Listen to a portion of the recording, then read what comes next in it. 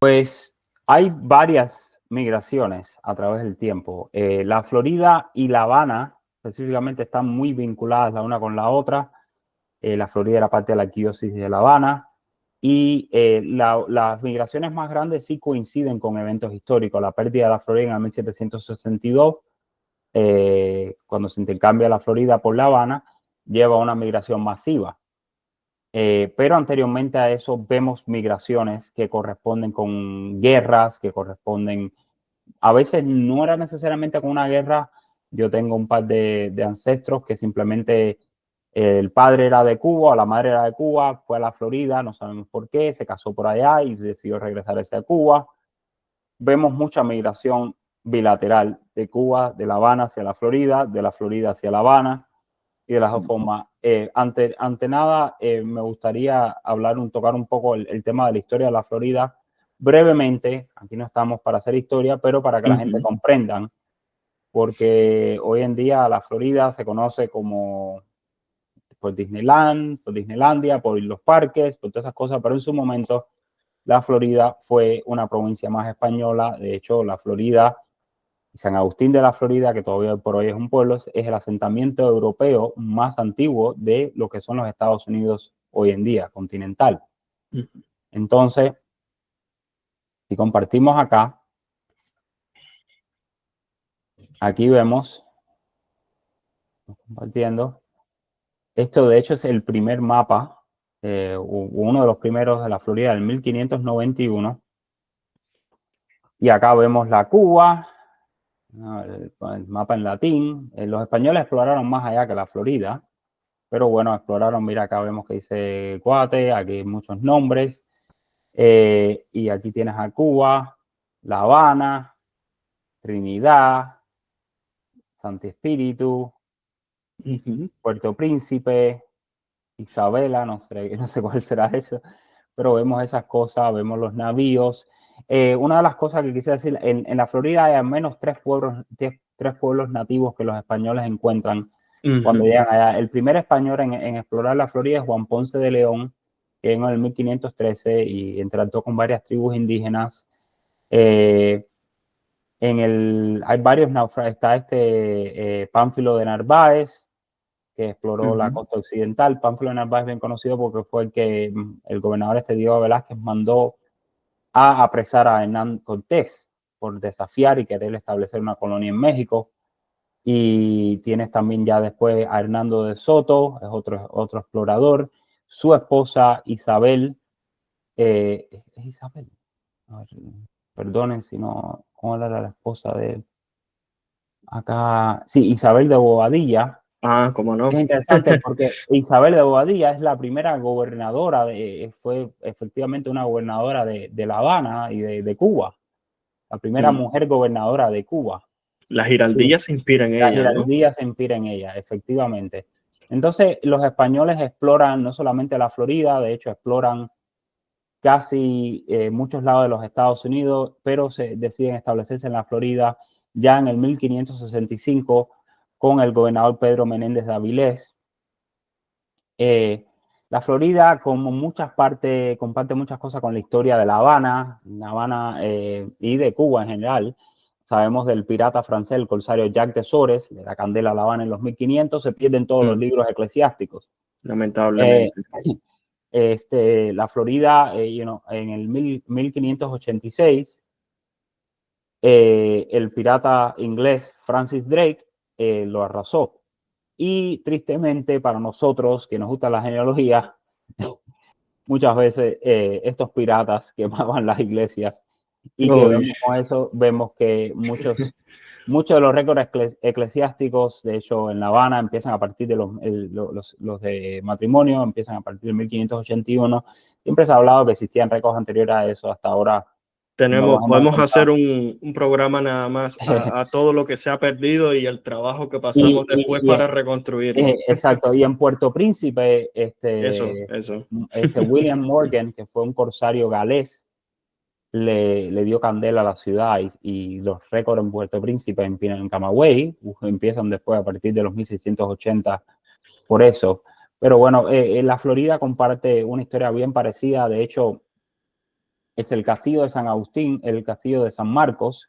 Mira con una foto. Este castillo, cuando primero lo construyen, era un castillo de palo, tipo lo que parece, pasó allá con el Morro en La Habana, y después lo deciden reconstruir porque se dan cuenta que no defiende contra los ataques que tenían. Sí. Entonces, este es el punto de vista histórico. Desde el punto de vista de la genealogía, ¿cómo es que uno, como cubano, empieza a ver la Florida? Bueno, la genealogía se ve, como decía, está Historias de las familias cubanas. Déjame compartir ese libro un momento. Acá vamos, estoy compartiendo la pantalla. Entonces acá tenemos Historia de las familias cubanas. Que es uno de los libros, uno de los pilares para la Uno de los genealogía pilares. cubana. Exacto, yo tengo una copia PDF, invito, esto lo venden, así que invito, no se Pero pirateen las hay copias. que hacerle un programa a esto nada más, A porque esto, yo recuerdo exacto. en 2018, cuando yo salí de Cuba, fui a estudiar a Argentina, esto era una de las pocas fuentes que existía en la internet, o sea, antes de que todo el mundo estuviera conectado, de que hubiera más comunicación con las iglesias, con los archivos, esta era una de las pocas fuentes que hemos tenido los cubanos fuera de Cuba por mucho tiempo, ¿no? ¿Y qué Efectivamente. era lo que íbamos a ver acá? Estoy buscando el apellido Rojas. El Ah, apellido Rojas. Rojas, entonces acá lo vemos, el apellido Rojas. Y la Rojas. parte que quiero enfocarme es ya para acá. Tenemos los Mengías Manríquez.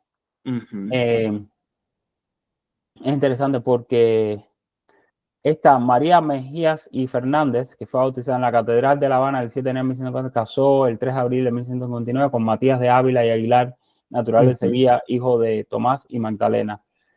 Yo desciendo de esta pareja. De hecho, es interesante porque en este mismo libro hay una hija de esta pareja que la ponen como que es de Canarias, pero no lo era una de esta pareja. Y esa parte del rompecabezas la pudimos armar usando otros recursos que ahora voy a mostrar el siguiente. Pero en esta genealogía vemos, por aquí, por ejemplo, por acá, vemos esta persona, Juana Bautista Fernández y Meléndez, o Menéndez, que era natural de la Florida y que casó en 1627 y era hija de Luis y Magdalena. Esta persona es una de las primeras floridanas que emigra hacia La Habana. Y como ya te decía, algunas veces no había motivo que uno pudiese decir, bueno, ¿qué pasó en el 1627 que fue para allá? Pero ya esto es uno de esos primeros indicativos que uno ve de decir, oh, hay gente de la Florida en La Habana. Sí. Y casualmente lo interesante de esta persona es que esta persona, de hecho, la vemos por acá. Voy a compartir. Regresamos al árbol. Al árbol, pues regresamos a mi árbol genealógico para aquellos que nos estén escuchando. Y lo que estoy haciendo es compartiendo el árbol genealógico de una de mis tatarabuelas, conocida como María Francisca Corzo y Forte. Y entonces vamos a ir por dos de sus tatarabuelos que eran, digo, tristemente, porque todos sabemos los problemas genéticos hoy en día de casamiento entre primos, pero dos de sus tatarabuelos. Su bisabuela paterna, la madre de su abuela paterna, era hija de dos que eran primos hermanos. Y esta genealogía de los Rangel de Chávez, que eran de Llerena, en Badajoz.